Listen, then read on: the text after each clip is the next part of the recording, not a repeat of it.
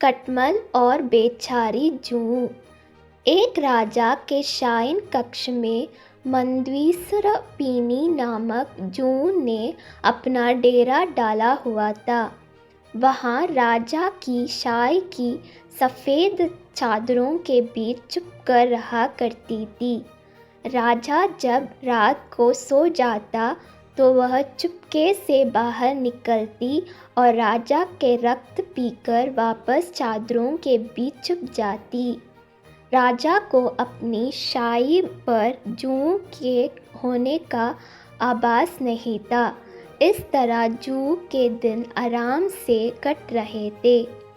एक दिन कहीं से अग्निमुख नामक कटमल उस शयन कक्ष में घुस आया।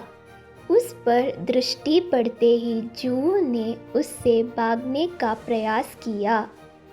वह उसके कारण किसी विपत्ति में नहीं पड़ना चाहती थी, किंतु कटमल कहाँ आसानी से मानने वाला था। वह मधुर वाणी में जूं से बोला, मंदविसर्पिणी बहन, कोई अपने शत्रु का भी इस तरह अपमान नहीं करता जिस तरह तुम मेरा कर रही हो। मैं तो तुम्हारा मेहमान हूँ, पहली बार तुम्हारे डेरे में आया हूँ। एक रात तो मुझे यहाँ रहने दो।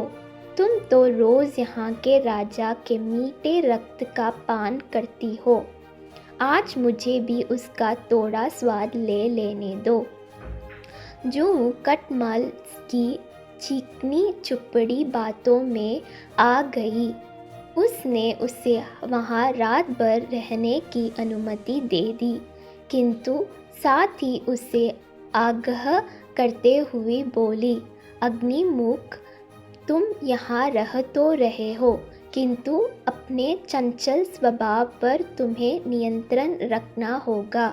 राजा की जब गहरी नींद पड़ जाए तब मेरे रक्तपान करने के उपरांत ही तुम राजा का रक्त पीना, और ध्यान रखना कि रक्तपान करते समय राजा को कोई पीड़ा ना हो, अन्यथा हम दोनों मारे जाएंगे।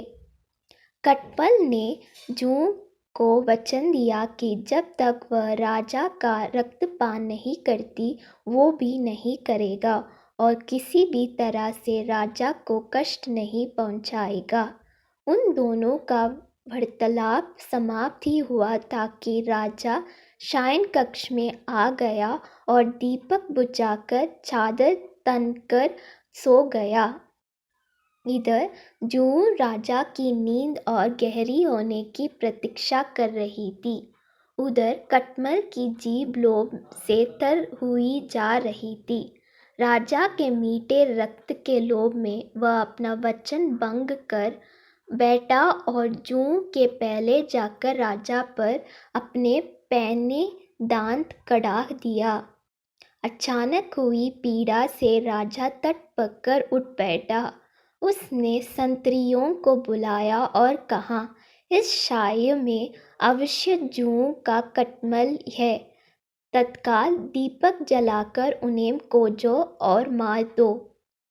संतरियों ने दीपक जलाकर चादर की तह खंगालनी प्रारंभ की। जूं हमेशा की तरह चादर की तहों में छुपी बैठी थी। कटमल राजा को काटकर पलंग के पायों के जोड़ में जा छुपा था। संतरियों की दृष्टि जूं पर पड़ गई। उन्होंने उसे पकड़कर मसल दिया। इस तरह कटमल की बातों पर विश्वास कर जूं मारी गई।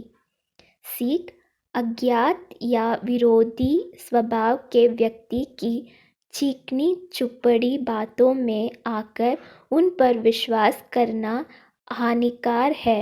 उनसे सदैव सावधान रहना चाहिए।